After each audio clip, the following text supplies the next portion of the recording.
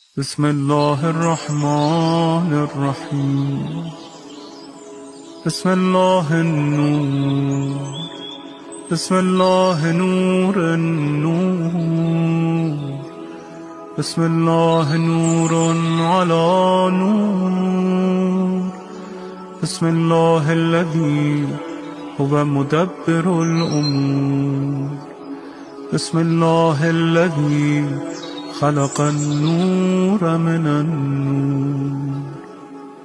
الحمد لله الذي خلق النور من النور وأنزل النور على الطور في كتاب مسطور في رق منشور بقدر مقدور على نبي محبوب.